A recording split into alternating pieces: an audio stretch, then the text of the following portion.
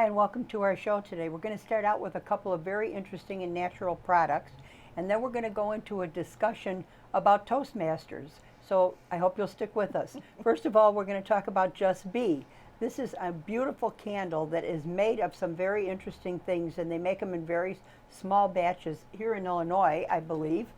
They're hand poured in small batches, made in Peoria, Illinois. 100% natural blend of soy, coconut, and beeswax, and yet it's jasmine, orange blossom, up to 40 hours of clean burning, 100% natural cotton wick, natural soy wax, organic coconut oil, naturally gathered beeswax, fragrance, and essential oils. And I would like our guest, Melissa Whalen, who's going to be our guest about Toastmasters, read us a little bit about this product. Well, thank you, Karon. I would be honored to read about the delightful smelling candle. It's a product founded in 2011 from a husband-wife team, Ben and Sarah Mitzfeld, and it's called Just Be and Uncle Pappy's Lappy Lips. It was founded 2011, a year after Ben, following in his footsteps of his great-grandfather, who started beekeeping. Nice. After his first season, Sarah used our beeswax and other organic ingredients to make our first product, Just Be Lip Balm. Experimenting and perfecting the formulations, Sarah found a unique blend that was thicker and more protective than other lip balms on the market. After sharing their creations with family and friends, they started selling lip balm in small local businesses. And the Just Be line now includes the signature lip products as well as other bee-infused beauty products. Just Be products are designed to deliver outstanding results while utilizing the highest quality of natural ingredients. They are performance, clean, cruelty-free, and bee-friendly. From the inception of Just Be, they've dedicated themselves to 100% to produce this naturally high-quality product that nourish and protect your skin in small batches or large batches. And then in 2017, realizing that no natural lip balm created, especially for kids, they developed Uncle Pappy's Lappy Lips with young daughters. Happy Lips and only balm on the market was designed for, particularly for children. And we hope that you and your family can enjoy it as well. Because it's very important as to cosmetics and everything else as to what you put in your body, because the skin is the largest organ and it takes everything in, and if it's poisonous things, so you want these kind of natural things. So that's why we want to show them to you on this show. The next thing I have is a Primal Sponge Bar, and this is the Sugar Rush Sponge Bar. It gets softer every time you use it. It has pure vegetable glycerin soap, fragrance, and natural mineral pigments for external use only, of course. It looks like a sundae, almost like you could eat it. It's called the Primal Sponge Bar. Making me hungry, Karon. And they're out of Huntington Beach, California. I know, isn't that something? I mean, it's really cute. Okay, I also wanted to talk about this, which I think we've mentioned before, this collagen coffee, collagen peptides in coconut, in instant coffee, which a lot of people are putting coconut oil in their coffee now in the morning to help lubricate their joints and things like that. So they have this all in little packages so that you can, they didn't really get to the studio because I tried them. So you're only seeing the marketing package. So that's very interesting. It's called Nutra Collagen. Okay, and then next we have, this is for hair growth, and I haven't tried this yet, but I'm going to. Hair Growth Support Conditioner and Shampoo by Nourish Butte. And you put this on, and they say that you should leave it on for a few minutes, and it will help grow your hair. A lot of people seem to be losing their hair, which is a natural thing to some degree every day. But if you have a zinc deficiency, you might lose it. I think your mother had an illness, and she had some problems with that too, didn't she? Yes. So and there is one for men also, Nourish Butte, Beaute, so kind of called Beauty, and hair growth and support conditioner. So you can look for these on the shelves. Okay, just a few of the things that I wanted to get out of the way so you'll know some natural things. And now Melissa Whalen, who won this for Toastmasters. So she has an award, and I'd like you to tell me what you did to get this. All right, Karon. Well, thank you for having me to talk about Toastmasters. Toastmasters is an international speaking platform that people who want to learn how to public speak and public speak well. So you want to get all the uhs and buts out. We have actual counters when we have our meetings, and it's to perfect your art of public speaking. And so when you're doing anything, you know, in business, when you're doing anything, you know, even speaking maybe at a family funeral's eulogy, maybe, you know, giving a business proposal. I mean, you've been in business for a long time. You know what it takes, right, to stand But up. I was scared to death. I didn't want to take Yeah. it in school. I told you that. Right. I was terrified of public speaking, and I never took public speaking. And then Right. when I had to do it for business, I was terrified. But you know what? Now, the bigger the crowd, the better I like it. Once you get over that, and if you could start with a joke, everybody then listens to what you say. Sometimes, yeah. You gotta have, that's like an icebreaker, right? Mm-hmm. So there's different pathways in Toastmasters that you can do. You know, I started out, I joined last year with my job, and everyone's like, just join, come on. And so I finally did, and I got right in, because of course, you know me, I like to be social and interact and mingle, and I believe, to me, I learned from others and others learn from me. It's like a sponge, and it helps you grow as a person. And they're like, hey, there's no real wrong answer, right? And they're just trying to get you to be comfortable with body language, with moving, talking direct to an audience, different ways. You know, not to roll your eyes, it's trying to help you just grasp your speech, you know, throw it out there, give the question, have the question be asked back to you, and give 3 or 4 different scenarios on the topic, right? So I was given the duty of table topics, which table topics is apparently my thing, and that's when I won first place internationally. I started out as area, I won there, and then I went district, and it goes on and on and on. And so they actually had me go for table topics, and it's something that's thrown at you, not that a speech you can prepare. If somebody gives you a topic and you got to speak on it for 2.5 minutes without the ands, the but, and just put it down to an art, right? So back in February, I was in my first big competition, and that is when I won that, and they had given me the question of yesterday. They said, talk about yesterday and what comes to your mind yesterday. And so I did. And if you like, I can read it to you. Yeah, I would. American Bandstand comes to my mind. It says, what comes to your mind when you heard the word yesterday? My response is, today is a result of yesterday. When I think of yesterday, it makes me think of time. Time is something we gauge our entire lives on. Today is a result of yesterday. Tomorrow is a result of today, which would be yesterday. When I think of the notion, I think of many memories I've built. Yesterday can be multiple different days, all bunched into one yesterday. It can be an emotional yesterday, a nostalgic yesterday. It can be a work yesterday, an educational yesterday, and sometimes mistakes yesterday. And the lesson learned for the future via yesterday. When I think of yesterday, I think of my childhood, right? A lot of us do. A lot of us think glory days, just like the song.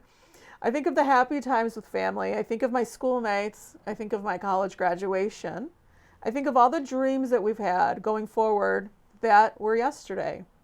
And I think of all the accomplishments that have come from yesterday also in my life in the present. And then I can relate back to now, during this pandemic even. Yesterday can be 2 years ago.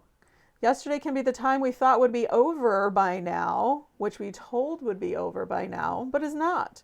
So when I say yesterday, I hold a beautiful picture in my heart of family, my friends, my lessons, and I think of hope for tomorrow via yesterday. And that is what I won first place for. So when we do think of yesterday, lots of things can come to mind. So, well, when I say American Bandstand, I'm talking about I want to see the Golden Boys. Fabian, Frankie Avalon, and it was going to be Bobby Rydell, but Bobby Rydell passed away.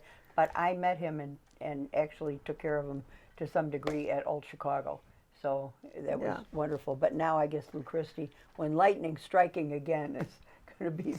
I got to get these girls to know about this because this is all happening before you were born. Stop dating, both of us. I know. So those are the type of things that, Table Topics gives, right? I host Table Topics also, so then I create my own platform of different questions. And the other day I did one on summer and adventure, and you read about it, how summertime, leads to a lot of adventures because we're apt to, go outdoors more and do things.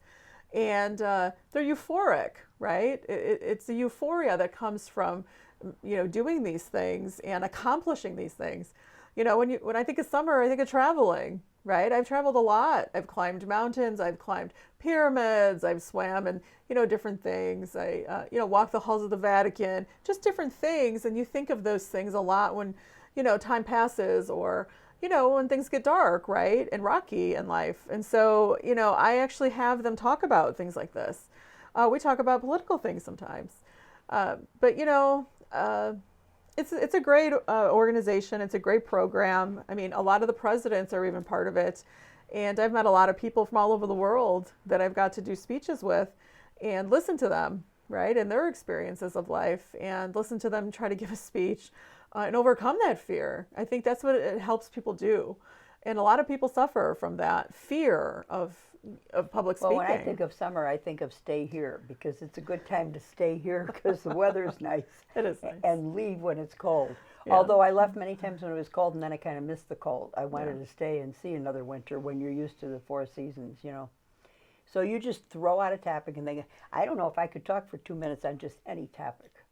Yeah, and you literally had to be sharp on your feet. And, I joined also to help with, COVID brain, right? And it really does help build the synapse in your brain to make you think quicker and you're not stuck. And, it adds to your intelligence. It adds to people paying attention, listening to you, and engaging an audience. Because you only got them for a little bit, right? You only have them for so much time. It's kind of like the idea of the elevator speech in business. You have to have that in your pocket, right? The pitch. Right. You got to have that in your pocket. And so you always have to have that ready in your arsenal to go. And it's like 30 seconds you lose somebody if you don't Right. get their attention. If you're just like, you zone out, right? You're like looking at them and you're like, that's nice. I don't remember a thing you said. I remember 5 words. And that's kind of like why things are broken up, right? Your phone number, your social security number, you couldn't remember it if it didn't have spaces and like dashes. when I called St. Martin's Press, which is one of the biggest publishers in New York, and you can never get through to a chief editor, right? But I asked for the chief editor, and a man answered the phone, and I said, who are you? He said, the chief editor. I said, well, why'd you answer the phone? He goes, okay, shoot. What do you have, a book that with a readership of 1? I said, I have a guaranteed 2. And you know what? He not only listened to me, he had me send a chapter and an outline, and he published the book. There you go. So sometimes you got to come up with the... Got to get in there and do that You gotta get in there zinger. and do that. That's recently I was part of this program called Speechcraft through Toastmasters, and we worked with this nonprofit called it dealt with a lot of Hispanic women in the construction field. Not that they were actually in construction, but they owned businesses like painting or building or cleaning or sculpting or whatnot. These organizations, and a lot of them were immigrants. They didn't know English very well. Right? English was their second language. And from the beginning of listening to them, they were petrified, they were scared, they didn't know how to even go about to start to give a speech. And this is imperative to their business. So myself and our director, him and I got together and we did this for 6 weeks, twice a week for 6 weeks. And from the beginning to the end, these women were incredible. And it was so great to work with these, entrepreneurial women who, were scared and didn't have a lot of, and they had a lot to say, right? This is a kind of a great platform for you to say what you want to say in an orchestrated, molded fashion. Have you ever done radio? No, I have not. You'd probably be good at that. I find radio harder to do than television. I don't know why, but I think it's because I feel like I just got to keep talking, because there's nothing for anybody to look at. So how does a person go about joining that? Does it has to be through your job or what? So there's corporate Toastmasters groups, and then there's civic groups. So you could find in your area. You just go to toastmastersinternational.com, and you can look for a chapter in your neighborhood or at your job. I'm sure there's a chapter, and we meet every 2 weeks, and then we have executive board meetings. And I just got elected into the VP role, so I get to do a lot more deeper research and, dealing with how to get people over the humps and how to maneuver through your pathway. So, with this also comes evaluation. So I have evaluation form too that you have to go through. And then we have district competitions, and you have to go through and So what exactly are you evaluated on? You're evaluated on your diction. You're evaluated on, content. You're evaluated on, your timing. So this is a big thing, timing. So here's like a speech outline sheet. So you talk about your main points, your reasons. You go talk about your goals of the actual speech, how to capture your audience interest, how to introduce yourself through this, and then your transition, and then your end. Your main points, and then your end. Do they have a time that they say a speech should be? Yes. So all different types of speeches. So table topics, top is 2.5 minutes. Some of the other speeches are 5 to 7 minutes. Sometimes people can have, deeper, longer, depending on their pathway. Some of them are 10. So, the other day, a gentleman I am in the table topics with did a book review. So he did it on a book review on this book about conflict. And that was actually intriguing because conflict, there's a way to handle it and a way not to handle it, right? So his was 12 minutes. And so it just depends on the type of speech. But, when you're at that mark, of coming up, maybe it's a 7-minute speech, or at 5, they'll raise a yellow flag. If you're at 6, then they'll, or it's green, then it's yellow, then it's red when you have 30 seconds left. And then you have to be done. That's what we need is a flag. So, yeah. No, fun with flags. We actually have good timers. Yeah. So it's a virtual environment, and now they're going back to, actual physical face-to-face meetings. But, then when you go to these competitions, I mean, you're literally in front of hundreds of people, and you're given the speech, and you're doing your thing, and, you're trying to just get a really good points across without stumbling, and it really teaches you how to be self-aware also. So if I threw out a topic at you right now, like, what do you like best about your table of friends that go to see Vito Zotto? Karon is my favorite. Of course. I win. Karon's everyone's favorite. So if I want to talk about Vito Zotto, what comes to my mind is Friday night, Saturday night, you're wanting to go out. He's there with his little fedora. He's got his sparkles on, his smile. His beautiful wife's there in the background waiting for everything to happen. We all get together. We go to dinner. We talk. And there comes all the, the great crooner music, right? So this brings me back again to yesterday, right? With my uncles, my grandparents, my parents, and enjoying all these tunes. And, it brings back a lot of memories. And it makes us laugh. And we have a great time. And dance even in our chairs. And we can, we can dance. We can just enjoy it. We can just sit and... Well, people say to me, that I've seen the Vito Zotto show probably 100 times at this point. And they say, well, why do you want to do that so many times? And the reason I want it, not only because I like all of us being together, but because we always meet somebody we don't know or run into somebody that one of us does know. And in addition to that, some people get clients. Penny Chelios often gets a client. But the reactions of the audience are what I really like, because he brings out in people what you can't believe. You might think someone that's sitting there is a nerd, and the person will get up and be dancing and entertaining you in 5 minutes. Yeah. So, it's really interesting because you get to see so many different things. So did we do 2.5 minutes on Vito Zotto? See? We just did a 2.5 minute speech on Vito Zotto. So, Vito, we hope you're here next time. Today, he couldn't make it because he was going to be at Donnie G's tonight, and he had a lot of things. And also shout out to Tootsie, who is his backup person, and she even injured herself recently and went right to work after surgery. Yeah, very impressive. Gotta hand it. Beautiful Tootsie. Yeah, Yep. they're a great team. And you had a terrific party for your mother for her birthday, Mm-hmm. and they were there, and that was terrific. And then you had another terrific party for yourself for your birthday. I think it was your 21st. Yes, just it the was. other day. 21st, yes.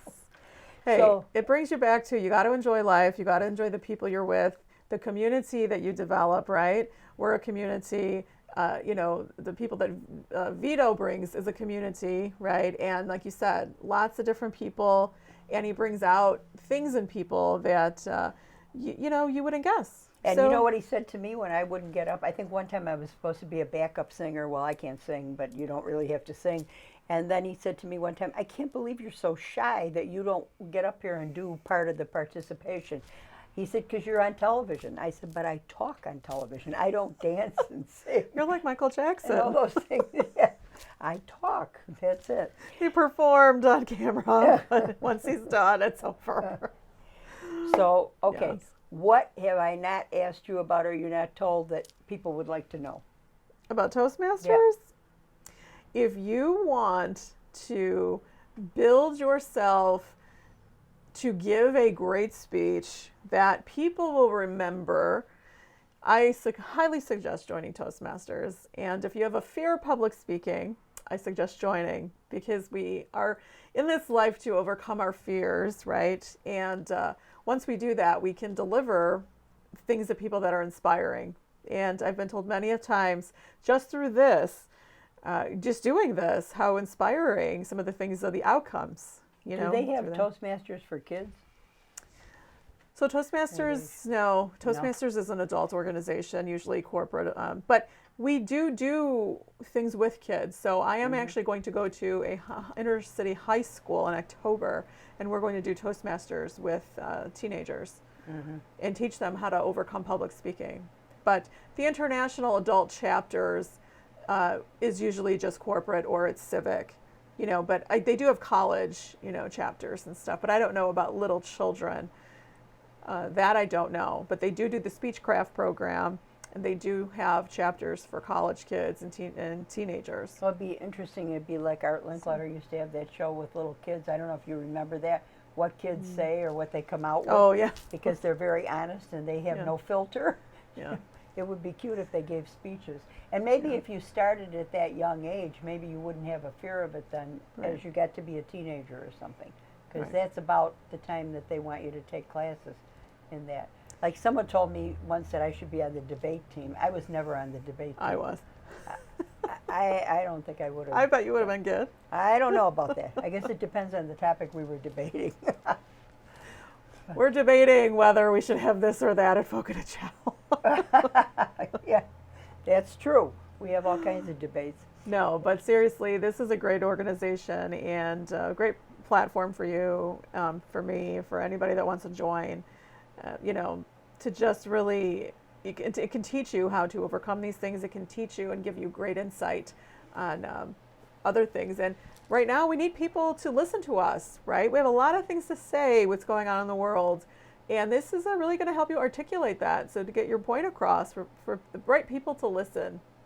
Do you have to go to the meetings now, or are they on Zoom? They're all on, they're all on Teams and Zoom. But when you do go to the meetings, where do they have them? Locally? I mean, so the director will get on and we'll do them. Usually at lunch is corporate, but locally they actually do have a place at the federal building that we meet twice a week. do they have suburban ones too if people don't want to go downtown? Yes, they're suburban ones. So. Okay, 5 minutes left. But I'm saying it's international. It's everywhere. So if you want to join a chapter in Italy, you want to join a chapter in Prague, anywhere, they have chapters everywhere. There's a ton of chapters around here. People that I meet. There's probably one in Villa Park, guaranteed. So, what else do we want to talk about? What topic? We've got 5 minutes. What's for lunch? No. That could be a good topic. I never ate lunch. Who's coming to dinner? Most of my career, I never ate lunch. And that's why I stayed thin then. Because I was on the pacemaker team. And if you ate, you had to eat fast because you had to be back on the floor in the hospital in 20 minutes. And if you got a pacemaker call, you didn't get to eat. which is why I continue to eat so fast, even though I haven't done that in years now. You have to enjoy your food. Food is an art. I know. Well, yeah, but when you're being called to do things, yeah. you know, I you hear learn you. to eat too fast. It's not a good idea. But we've been doing this show for probably 32 years now. So it's interesting to have you on because you were hardly born at that time. maybe longer than that. Well, is there anything else you would like to know about me, or can I ask you questions about you? Well, you want to be the host, go ahead. Be careful. Well, all I'm saying is I can ask you a table topics question if you'd like to participate. Don't make it on history. I was telling her that, I got very good grades in history, but my husband always laughed because I had a Chinese substitute for history and he couldn't speak English, and he told me to have everyone write some kind of a story about a United States president, and then I was to grade them, and after I did, I got a superior in history, and I didn't know anything about history. And then I had an economics professor for the second time, so I learned about economics instead. Go ahead, we only got All 3 right. minutes. Well, since you are the queen of Halloween, I actually did a table topics hosting of a table topics for Halloween. And it was about different places that are haunted. So I'll choose the Stanley Hotel. The Stanley Hotel architecture has been lured travelers to a state's park since 1909. But Stanley reached new levels of fame after inspiring Stephen King's fictional overlook hotel from The Shining. That eerie association aside, many other ghost sightings and mysterious piano music have been connected to that hotel. The Stanley Hotel leans into its reputation quite cleverly, offering nightly ghost tours and psychic conclusions from the in-house Madame Vera.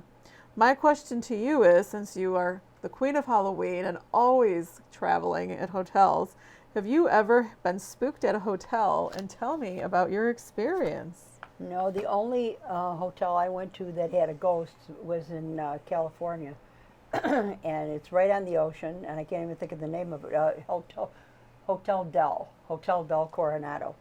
And I really didn't see any ghosts. But, I can see ghosts. This is going to sound silly, but like when I go to Lake Geneva, and there are people that have been there with me that were at Christmas parades and things like that, and I look at it, I can transparently see them standing there. So I don't know if that's because of Halloween or not. But I do think because of Halloween that I would get premonitions about winning prizes and things like awards at school. I come home and say I have to change clothes because I'm going to get an award. My mother would say, did they tell you that they're having something? I'd say no, but I think they're having something. I'm sending those signals. And I'd change clothes and I'd get an award. Or my girlfriend across the street tried very hard to win awards on the Easter hat contest and on other things, the Pence poster contest. And I'd spend 10 minutes putting it together and I would win. So that's a little off the subject, but we only have 1 minute left. I mean, that's a great story. Yeah. Many stories. Somebody called me yesterday from Florida. Her husband had passed away and said that he said I was the funniest woman he ever met. So I asked Paul, I said, am I the funniest woman? He said, no, Phyllis Diller was a funnier woman than you. I said, well, the man said who he ever met. He never met Phyllis Diller. Okay, well, thank you so much for joining us. And Melissa Whalen, thank you for joining us.